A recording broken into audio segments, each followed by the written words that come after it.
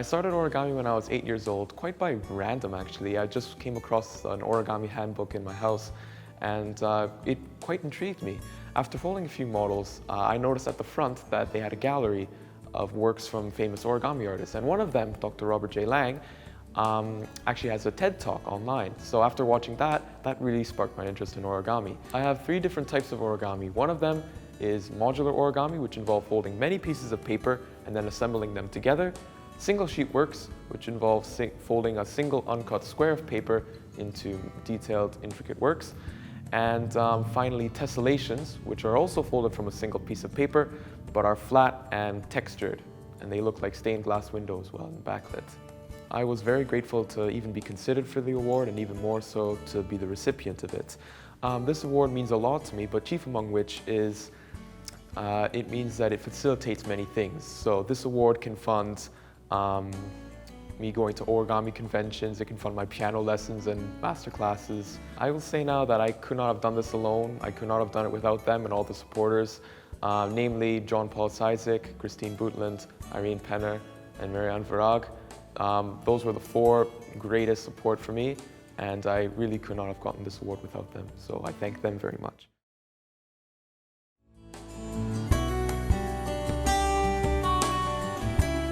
In my practice, I really enjoy working with sculpture, whether that be ceramics, soft sculptures. I also really enjoy working with photography, printmaking, anything that I can kind of get my hands directly into, I really enjoy. My mom, she influenced me a lot growing up. She was a fine arts teacher at first before she became a principal. And so I remember when she would teach 3rd grade, I went into her class and they were doing some crafts. As long as I can remember her, I've always seen her doing crafts or art. And later on, probably around 14 years old, I asked my mom if we could partake in markets together, because there was the Christmas at Casa Market.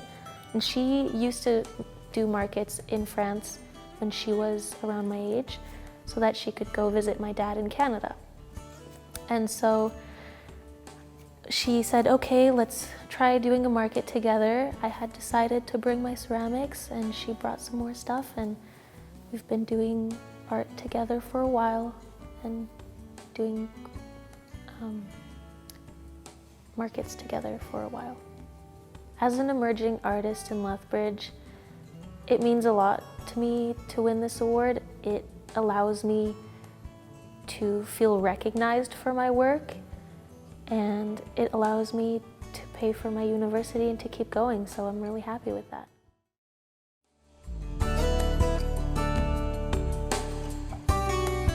I nominated Connie because she is an incredibly hard-working individual. She has been part of the Trianda executive for over 10 years.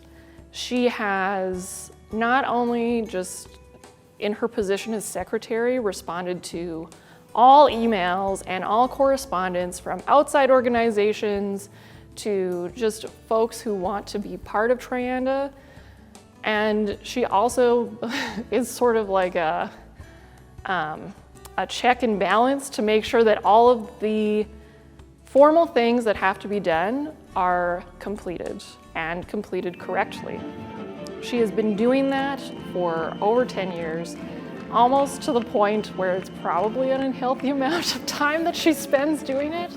But as I said in my letter, I know that she actually really dislikes being recognized for her work that she's done, but I think that's even more of a reason to recognize her now. First, I started in this club for just something for my kids to do.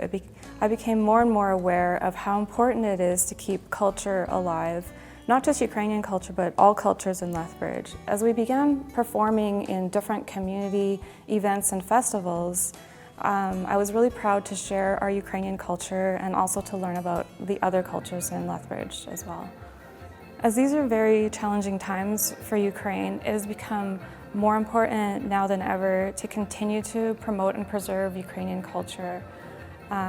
Where there are times in history where Ukrainian culture has been oppressed, it's important to show that in Canada, Ukrainian culture can thrive and be shared and enjoyed by the community.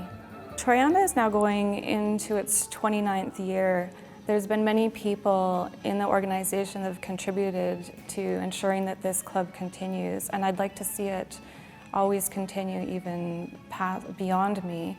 There have been many challenges in the past through dancing through a pandemic and then dealing with maybe dancers that didn't even want to dance because being disheartened of what was going on with the war.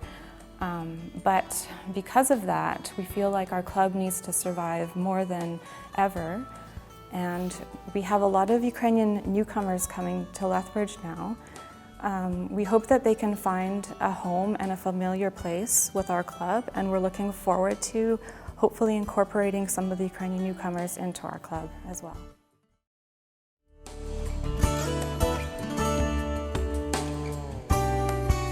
The role of Playgoers in Lethbridge is manifold, and so the fact that we've been around for 100 years, it's been a foundational organization for theater. And so since then, since the 100 years ago, there have been many other theater groups that have arisen, and in some cases evolved out of, where individuals who maybe originally were part of Playgoers decided that they wanted to take a slightly different tack, and so formed or developed their own group. And so it has been very foundational in that way, and over the years has consistently provided opportunities for people to be involved, whether that's in expressing their creative talents in whatever aspect or facet of the play production, again, on stage, off stage, in whatever, or as a person who can come and enjoy. At one point in the 30s and 40s, Playgoers had 800 members. They would fill the 1,000-seat Majestic Theatre, which very few people in Lethbridge are actually aware of, but we had a 1,000-seat theatre with box seats, etc. So it started big, started with a bang after the initial Sterndale-Bennett launch. And it went through ups and downs, as it always does. Amateur, any kind of volunteer organization is going to have those moments. And then, things changed. The movies came along. Much cheaper to go to a movie than a play. And so through the ups and downs, nowadays the group does more sort of dinner theater, some more comedies, lighter fare, mostly. Though we still do the odd serious play, like Daisy a few years ago. The sense of community and the friendships, it's really more important than the applause and the bright lights. Those are quite fleeting. The sense of community is deep and profound. You move to Edmonton or Calgary, you don't have just one professional theater company, you have a number of professional theater companies. Dinner theater and this and that and so forth. Well, Lethbridge doesn't have those things, so who's going to do it? Playgoers is doing it. We put on dinner theater. If we want musical theater, we've got Lethbridge Musical Theater. If we want theater in the park, we've got Shakespeare, but it's all amateur, and that's wonderful. We're not large enough to support professional theater, and as long as we're not, we're going to continue to be viable here in the city.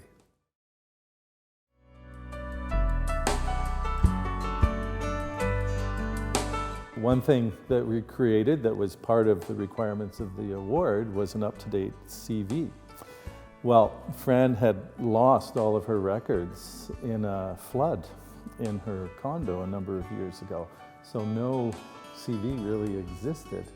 So I did something very, I guess you could say, under the table, over a couple coffees at Lethbridge Senior Center, or a couple breakfasts, which we often do. You'll see us there every several weeks having coffee or breakfast. I had my phone turned on under the table.